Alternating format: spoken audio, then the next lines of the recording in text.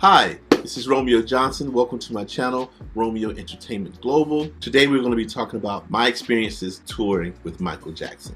I just finished a 3-video series of touring with Janet Jackson, and the response was amazing. So again, I want to thank all you wonderful Janet fans, everyone who tuned in, watched all 3 videos, subscribed to my channel, liked it, commented, shared, and especially the ones who joined me on the Zoom sessions that we had to talk about what I talked about on the videos, as well as the Janet Jackson documentary. It was so much fun. Zoom sessions were so much fun. It's great getting to know you guys, and I hope I get to talk to you more about touring with Michael Jackson and meet more people. So here we go, touring with Michael Jackson.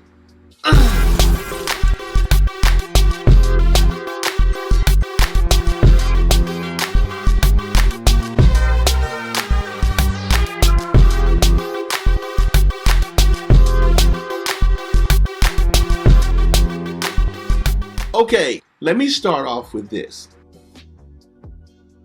Surprisingly enough, I wasn't a huge Michael Jackson fan growing up. Obviously, I love Michael Jackson.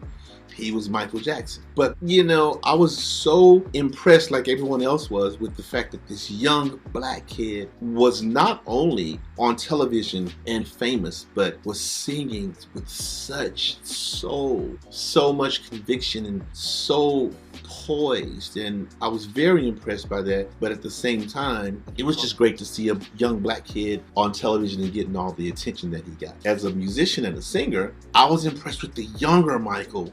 Although Billie Jean and Beat It and, you know, the whole Off the Wall, the Thriller, all that was amazing. And trust me, he was singing his face off on a lot of those songs, on all of those songs, you know. It was the little 9-year-old afro shocking the world, grabbing the microphone with confidence and when I had you, I treated you bad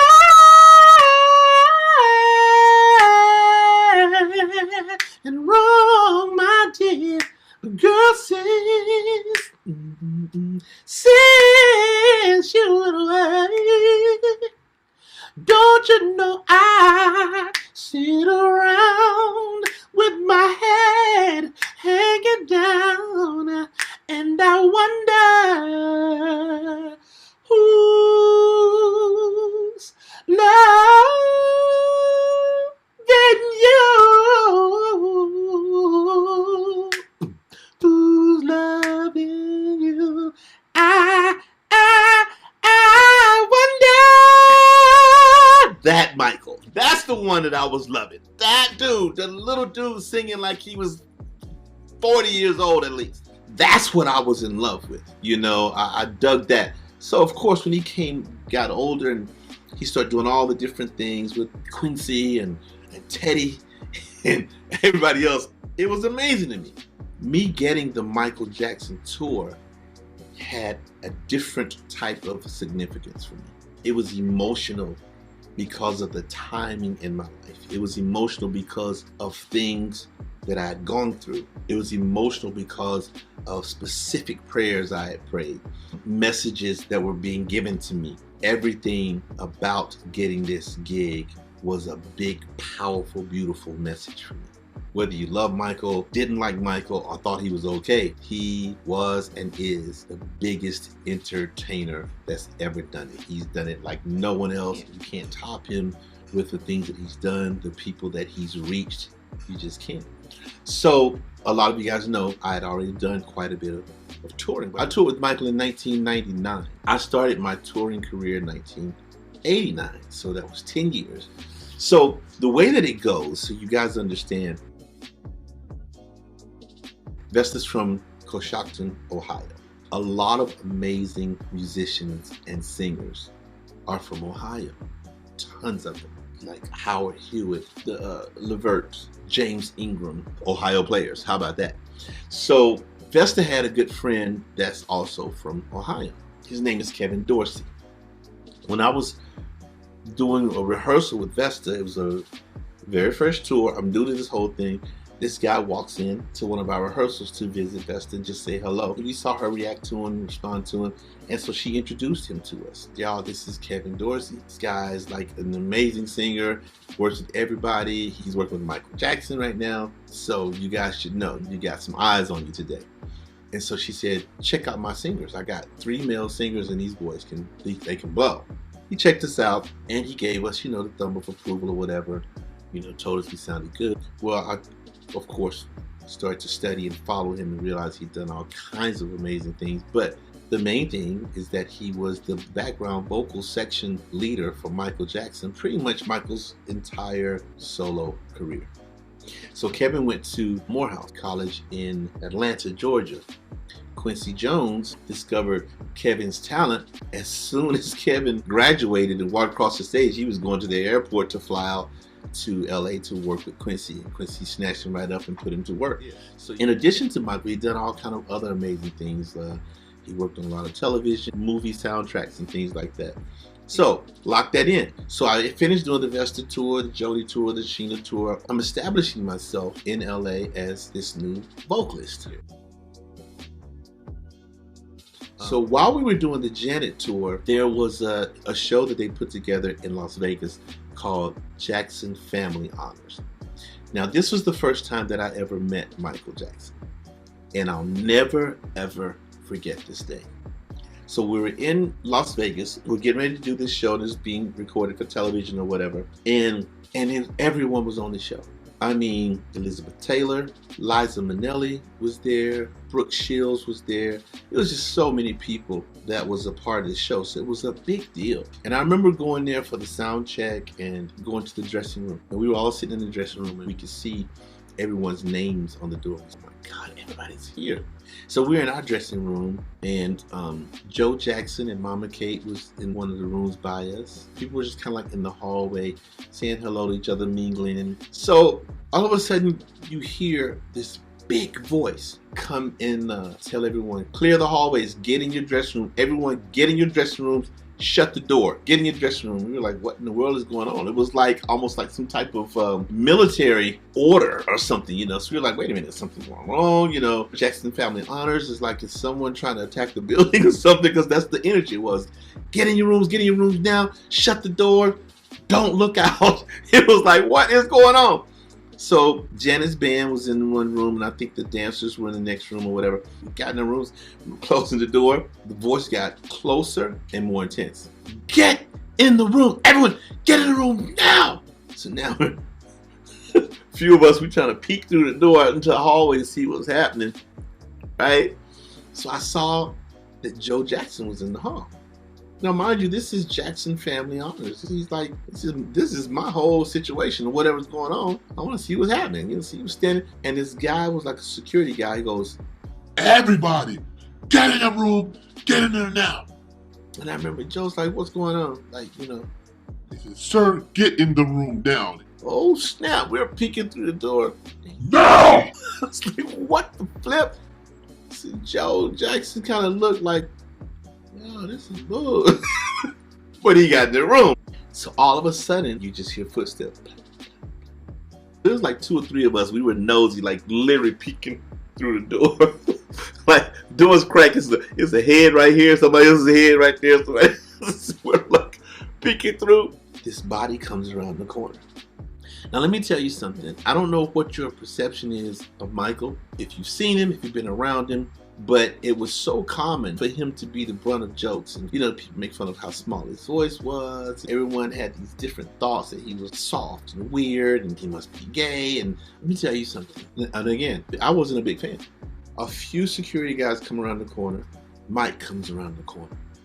It's security in front of him, security behind him. When this brother turned the corner, I remember looking up thinking, it's Mike, right? The first thought that came to my head is like, damn, he's taller than I thought he would be. And his shoulders were squared up. You know what I'm saying? And he was walking down the hall like, bam, bam, bam, bam. And I'm like, damn. Like, Mike is walking out. He got swag like a mud. Bam, bam. He's walking. He's tall and slim, but he's walking like he's like 6'9", weight 300. Bam, bam. bam. And I'm like, this is crazy. And I watched him, and I'm like, yeah, it's Mike. Now, from the beginning of that hall to the time that he got in front of the crack where we were looking out of, from that point to this point, I became a fan. Everything clicked. Everything clicked for me. Watching the command that he had, the soldiers that he had around him, it put everything in perspective. Now all of a sudden it's like, wait a minute, forget the jokes. This is that kid. This is that little kid that sang his face off at 9. This is the young man who has completely blown the entertainment world away, who has impressed singers and legends that came far before him. This is the guy who is breaking records. You dig? So from there to here, that's what's going through my mind. I'm like, well, that's why he's walking like that. That's why they're clearing the hall. That's why. And by the time he got almost in front of me and in front of that door, never saw him the same again. Now I see what other people see. Or I should say, I felt what I think other people felt. It was a level of respect and acknowledgement that just shot up. And I'm like, oh my God. Well, shortly after that, Janet came in the room and she said, do you guys want to meet my brother? Of course. We were like, yeah, of course. I remember walking into this room. It was a big room and they were doing some type of wardrobe stuff in that room. And Mike was in there and we all walked in as a group, band, singers, and dancers, right? So we walk in and it's a big open space, but like I said, it's tables where people are sewing or whatever. And Mike was kind of on the far end and we saw him all tripping. Most of the band probably were huge fans of Michael, so they were freaking. All of us were freaking out. And so he looks up. She said, Michael, these are my band members. I want you to meet my band members. So he walks over. Now I'm gonna tell you some stuff that's funny. I'll never forget this.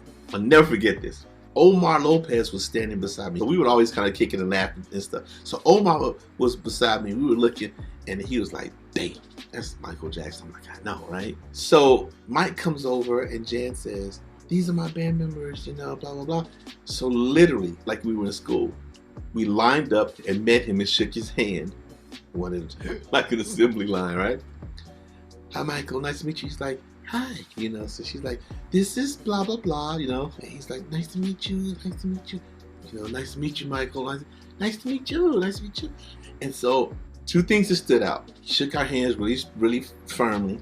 Janet had beautiful dancers, she had beautiful dancers and their bodies were incredible. So she said, these are my dancers. Now, because I'm watching, I told you, I look at life like it's a movie, so I'm watching everything that he does, right? And she said, this is Tina, this is Shawnette, this is Tish. He's like, hi, Tish, hi, blah, blah, blah. These are the dancers, right? Okay. And so I remember Mike going, hi, Cynthia. Nikki comes around. Janet goes, this is Nikki. She says, hi, Michael. He goes, hi, Nikki. Yeah. Oh my God. I almost lost my mind. And I'm like, okay, he's feeling Nikki, right? So there was a woman with him. I don't know who this woman was. I don't really remember her name, but when I tell you she was gorgeous. She was standing over there talking to the lady that was doing the wardrobe for the show, and they had some type of jacket or something that she was working on for Michael. And so the girl was back on the other side of the room where Michael was. So he called her by her name, and I don't remember what her name was, but oh my goodness, she was beautiful. U-T-O. And she looks up, yes. And just the way that she even looked and answered him was like, oh, it's like a girlfriend. That's not like an employee. You know what I'm saying? That's not somebody who's working for him. It's a different energy. And so he goes, these are Janet's band members. Come say hi to her band members. And I guess the girl was focused on whatever was going on with the wardrobe. So she goes, hi. And whatever her name was, he said her name. And it was so stern. And he looked at her like, I'm so sorry. She shot over. She goes, I'm sorry. Like, so she comes over. She goes, hi, how are you doing? And she's saying hi to us. And the whole time she's speaking to us, Mike is looking at her like, following her from person to person, like, how dare you speak from across the room? Oh my God, we were looking like, is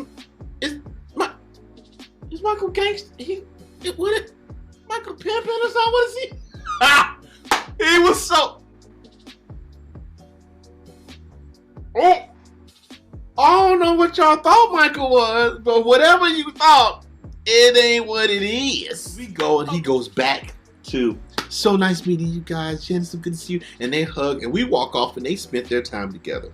So they were like laughing and hugging and stuff. We went on back to our dressing rooms. All right, so that was my first time meeting him. So it was kind of an eye opener. Right? During the Janet tour, we were on the bus and we went through Atlanta, Georgia. And I remember seeing a billboard of these homes. Long story short, I purchased a home in Atlanta while the tour was still going on, actually. You know, of course, I'm afraid. I'm like, I've worked a lot of years to establish myself in LA, and I become one of the more called upon background vocalists for tours, for sessions, you know, and I'm thinking, I hope I'm not making a mistake. But it was exciting because that was my first home, and I was 2 hours away from my parents. Of course, that was amazing to think I could just see them more and they could see their grandkids. It's one of my first experiences in Atlanta. I'm asking, where's the live entertainment? Where is the hot spots, the hot clubs? So they gave me this one place. And I went and it was a hot spot. It was packed. You could barely move in there. And all of a sudden I hear someone goes, excuse me, bro, are you Romeo Johnson? I said, yeah. I thought that was you, bro. Yo, I saw you when you came here with Janet Jackson. Y'all performed at the Omni. Dude, y'all were killing it, man. I'm like, thank you. What you doing in town? Is Janet here? I'm like, no, I actually moved here, man. Oh, you live here now?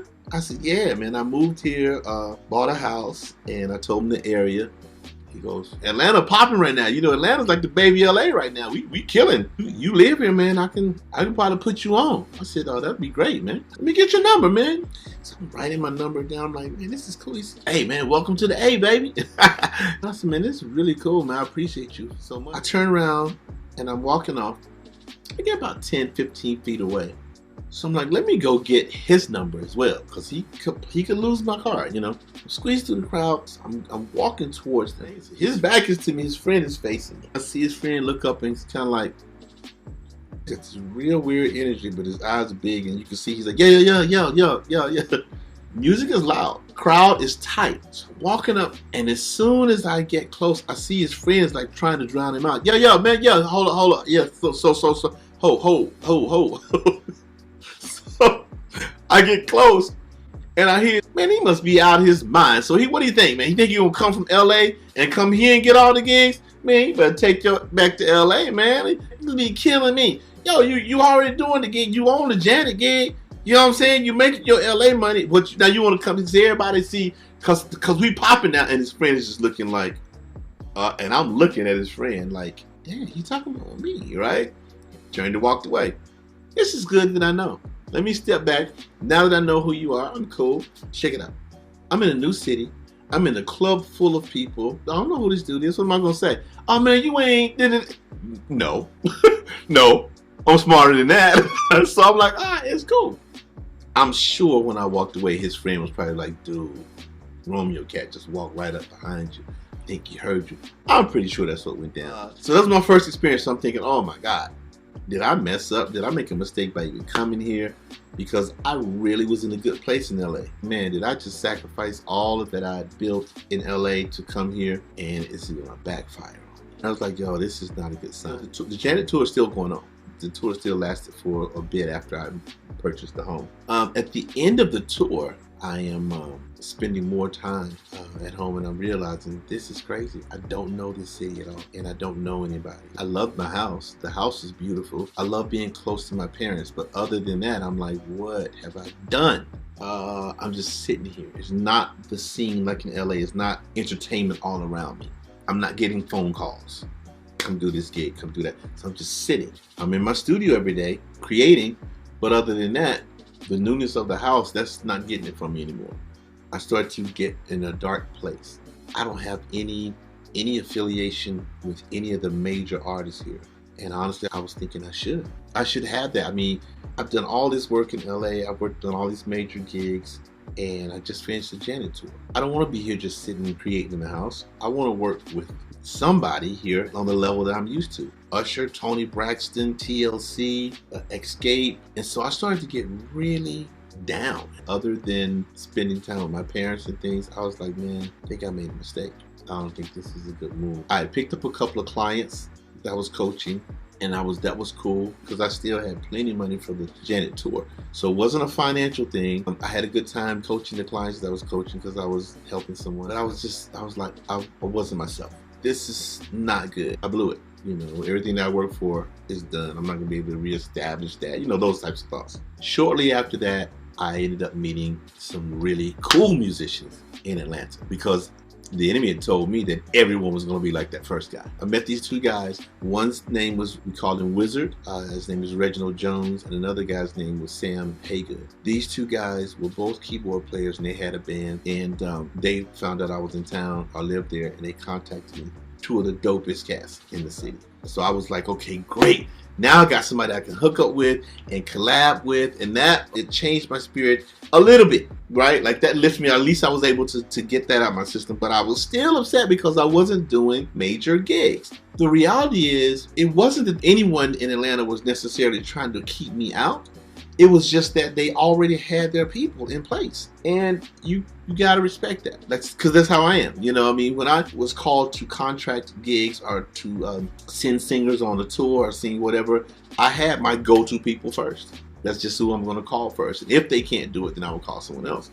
So they just already had their people in place. So I'm sitting there like, man, I can't work here. And I remember one night, and I don't know if Wizard told me to go or whatever. I went to this club, and this young lady starts to sing. I remember hearing this voice, and I see big hair and big, long legs. This girl was singing Shaka Khan, killing it. She was singing Aretha Franklin stuff, killing it. Whitney Houston stuff, killing it. Like, who is this girl with all this tone and soul and nuance and ew? Oh, that's Keisha. You don't know Keisha? I'm like, no. Oh, that's right. You just moved here. That's everybody here knows Keisha. Like, Keisha's like one of the main performers here. I'm like, I can see why. You know who Millie Jackson is? I'm like, of course I know who Millie Jackson is. And then I looked at the stage, and they go, that's Millie's daughter. I'm like, it absolutely is. Yes, that's who that is. It was like looking at a baby Millie Jackson. And this girl was singing. I need somebody to introduce me to her. They introduced us. We had the same love for music, same singers, the same type of stuff. So we started working together, singing together, and she put me on.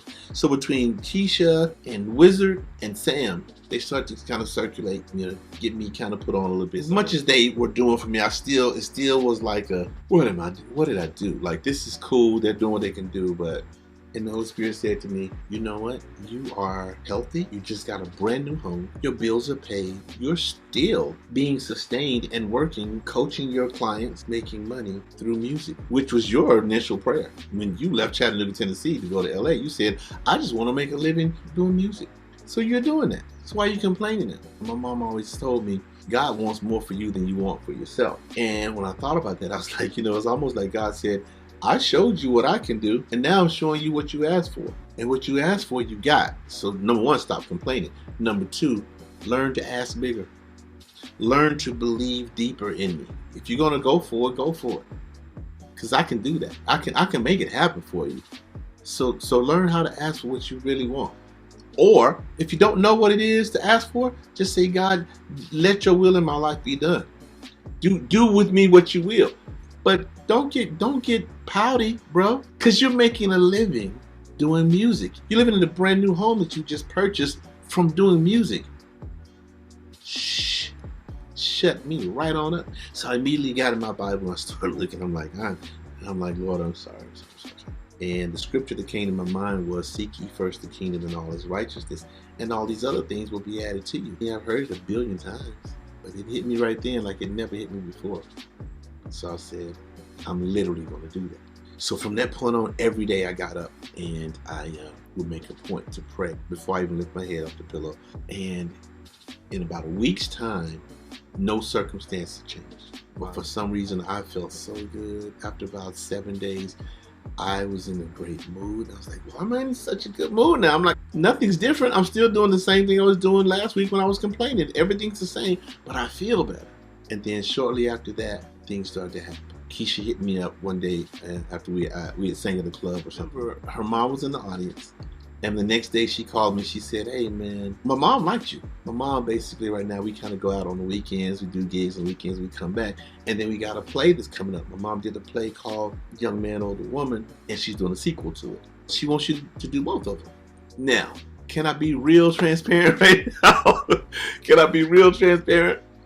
Part of me was like, dope. That's kind of cool, you know? Because Keisha told me what he would pay. You know, I'm like, oh, for the weekend? Oh, that's sweet. But the other part of me was like, it's Millie Jackson. What, is my mom gonna freak out? Because my mom was like, you know, my mom is like Jesus' little sister, you know what I'm saying? So I'm like, are the church people gonna bug out on me? Because, you know, everybody knows Millie gets with it. You know, Millie will cuss you out. She can be vulgar the whole night. It's funny, but she'll go in. So I'm like,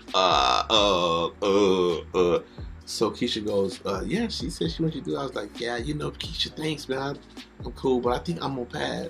She was like, you don't want to do it? This is funny because Keisha and I gotten close, right? So she said it almost like, I know you ain't doing nothing else. What do you mean? So I was like, no, I appreciate it, but you know, tell her I appreciate it. She goes, are you sure? And then a couple of days later, she said, you know, mom said to ask you again. Then I thought about it. I'm like, man, I'm doing this joint. I hit her back. I was like, I want to do it, Keisha. I want to do it. All right, I'll tell mom. So she tells Millie I want to do it. I call my mom. I'm like, oh boy, here we go. I'm like, hey mom, I got another gig. I'm about to start working with somebody else. And she goes, oh, that's good. Who is it? I said,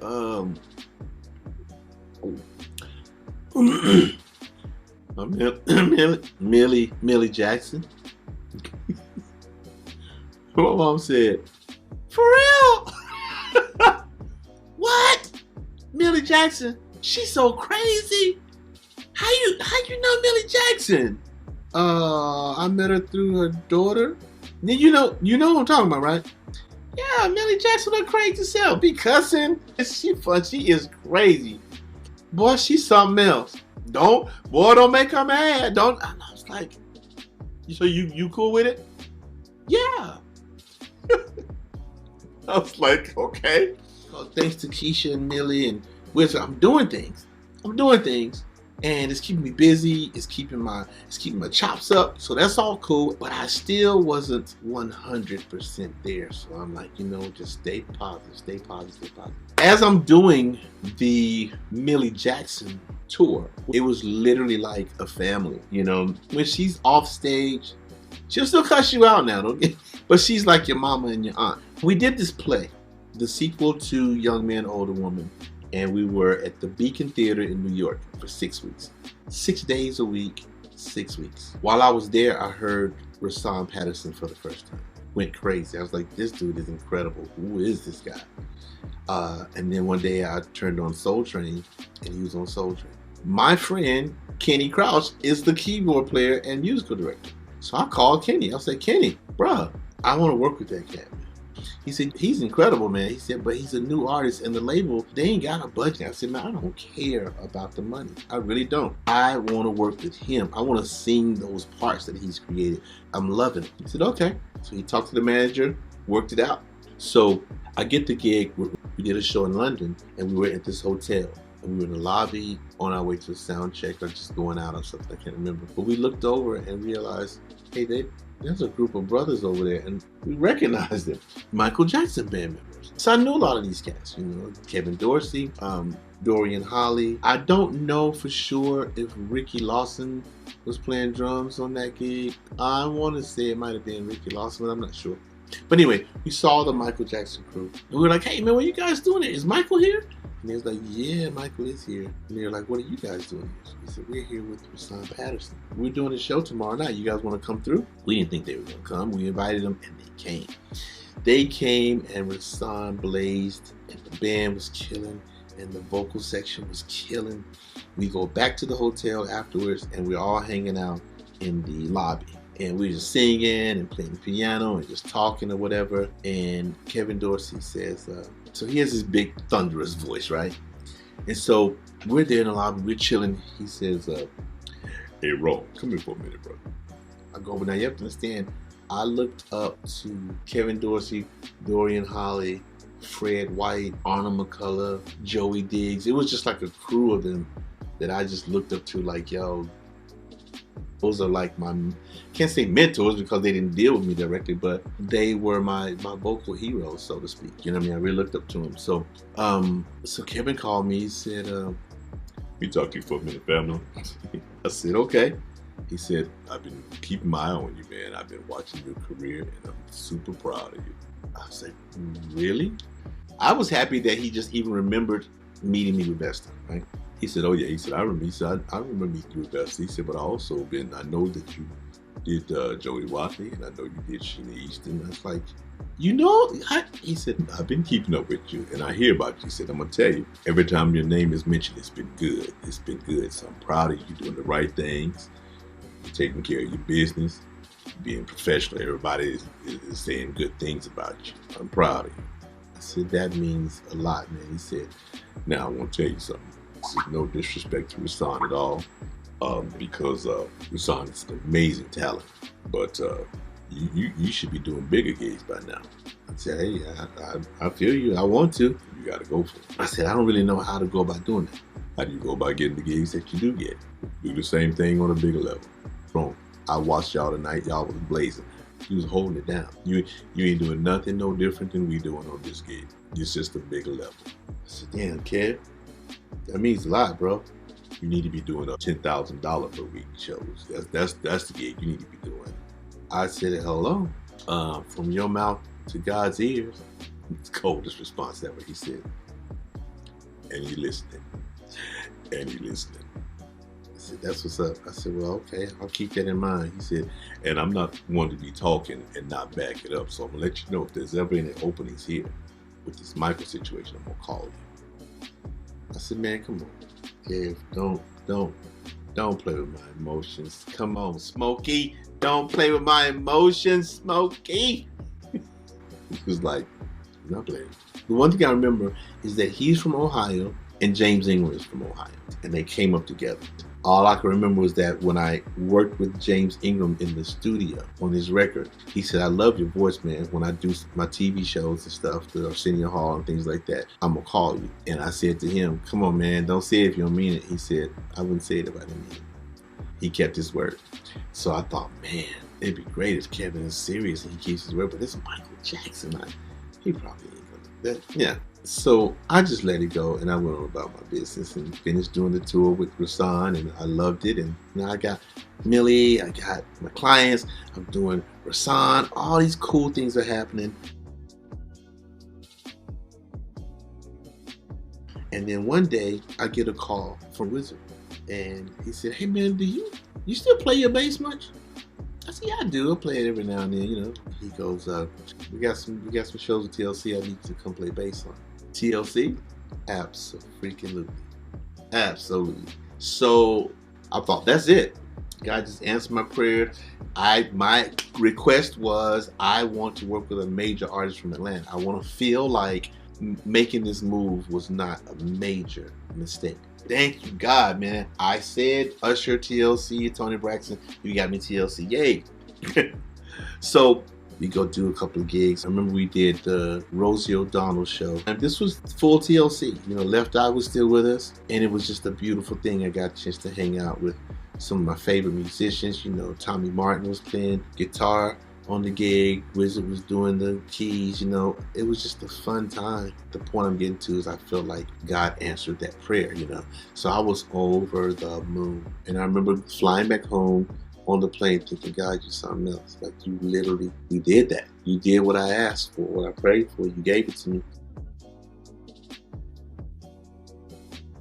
And so I get home. This was back in the day when we had telephones that were in the house and they like plugged into the wall in the house. And that's how they worked. Like you couldn't take them outside the house. They were plugged into the wall. They were called home phones. You youngins don't know. They had a cord, a cable, plugged into the wall. Anyway, so right beside that home phone was a thing called an answering machine. Not a inbox or voice box or voicemail. It was a machine. And when people would call your phone, it would be hooked up to the machine and then leave a message. Some people had like a little bitty cassette tape that would go in, and that's what the messages would be saved on. But if you were real dope and you were like cutting edge, they had these digital ones. So it will record inside of it digitally, and you can see the numbers and you can play it digitally and delete it or skip it. I had the digital one. You know what I'm saying? Anyway, so I came home from the TLC thing, and I had 38 messages. 38 messages. I literally came home, dropped my bags, didn't unpack or anything. I went to sit on my couch and just relax for a minute. And I looked over and I saw 38. I'm like, oh my God. My first thought was, I hope nobody's hurt or anything. So I started checking the messages. About the fourth message, my friend Sam Sims was on it. Sam has this thing that the way he greets me is the same every single time. Romeo! Every single time. Romeo! So I press the button and I hear, Romeo! Hey man, Kevin Dorsey's trying to get in touch with you, man. ASAP, man. You need to call him, bro. Call him ASAP. Kevin Dorsey? Says he's trying to get in touch with you. It's important, but the number that he has on you is an old number. I don't think he realizes that you moved, but call him. He can't be calling about what I hope he's calling about. I immediately called the number that I had on him. He answers the phone. Hello. I said, KD, what's up, man? It's Romeo. Romy, what's up, family? What you doing? I didn't realize that you in Atlanta now.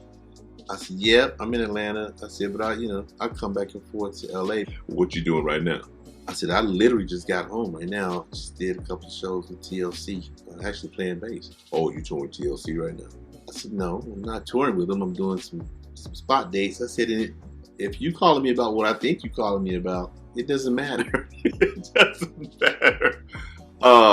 He goes, so yeah, I want to know, you want to come out here and do this MJ with us? Let me tell you something.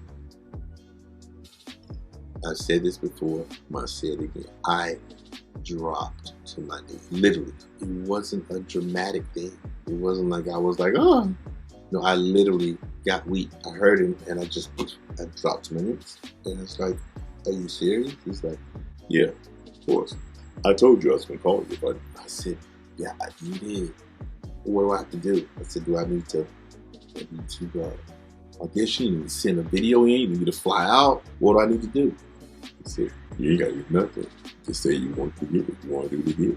I got you. I already told them I got the person that I want in mind.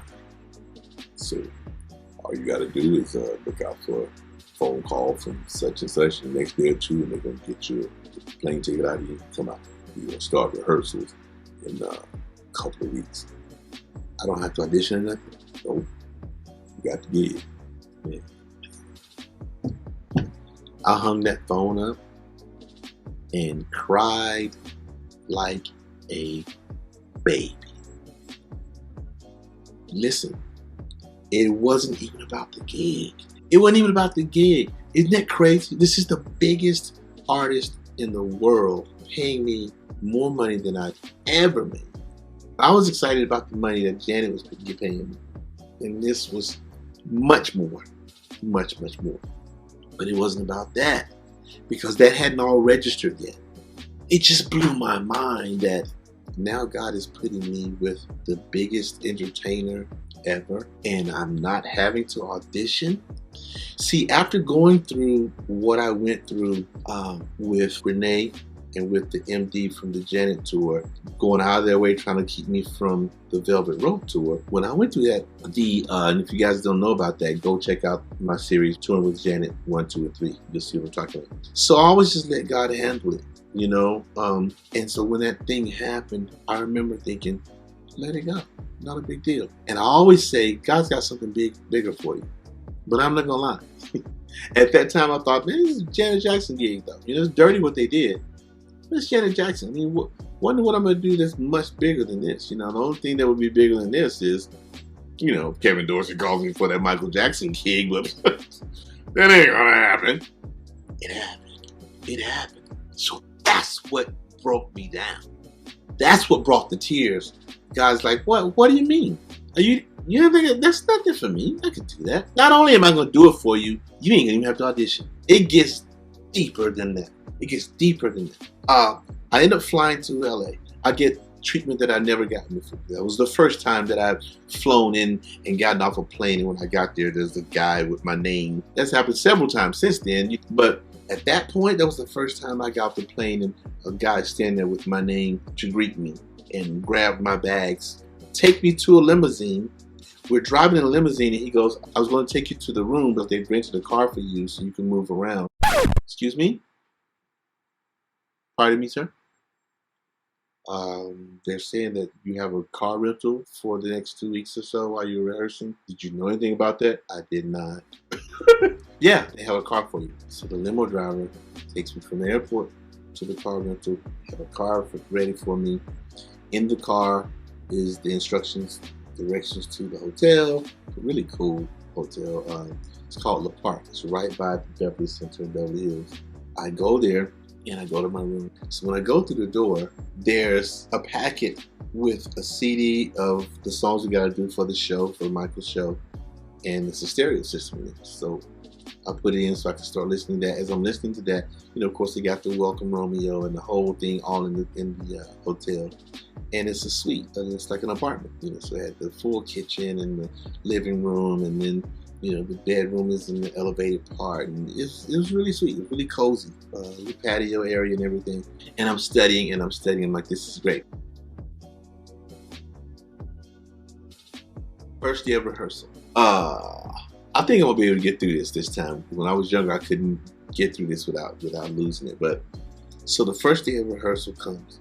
I'm so excited. I get there first. It was just a vocal rehearsal, just the vocal. So it's me and Kevin and Dorian Holly. There was no girl on this particular tour.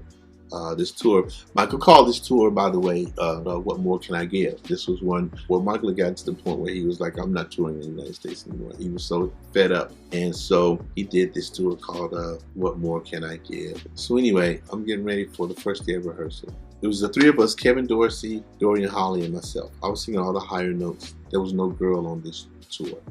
For the duets, Mike was going to use Mariah Carey. She was one of the opening acts, so she was going to do the duets. And so I remember I got to the rehearsal early. I was so excited. I'm there early. I'm chilling, and then Kevin comes. And he's like, "What's up, Roman?" I said, "Man, thank you again so much for this, man. I can't even tell you what this means." He's like, "No, man, I knew exactly who I wanted." I said, "Man, you have no idea.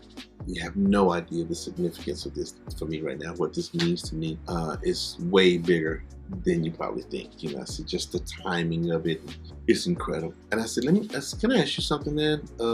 With all the singers that you know that are right here in LA that you could have easily called and not had to worry about flight arrangements, hotel arrangements, per diem, all of that stuff, and you know so many singers, what made you call me? And then when you called and my number was different, what was it that made you stick with it? When I first talked to you, you said you had looked all over trying to find my number. And so I was expecting for him to say, well, you know, because I promised you, when I talked to you, I promised you that I was going to do that. But he didn't say that. I said, Kevin, why didn't you just say, oh man, I was going to call you for this gig, but I didn't know you moved, or I didn't have the number, I tried. And he looked at me, and it was like he never thought about it. The look on his face, he looks right in my face, and he says, you know, Roman, I don't know. When the position opened up, you came straight to mind, and I didn't want nobody else. And I was just frozen. because I don't know if he knew or what that meant to him, but to me, that was God answering my prayers for sure. And I was okay right there at that point. I was still holding it in. And then he goes on to say, you know, now that I think about it, Rome, you know what's crazy? I told one person that the spot was open. He said the next day I don't know how many people calling my phone, blowing me up, saying, can you put my name in the hat? Can you give me a shot? Can you hire me? Can you do? He said, Rome, I think I told 7 or 8 people. Nah, I already got the spot filled, and I hadn't even talked to you yet. I didn't even know if you was available. I had tried to call you. I didn't have a number on you.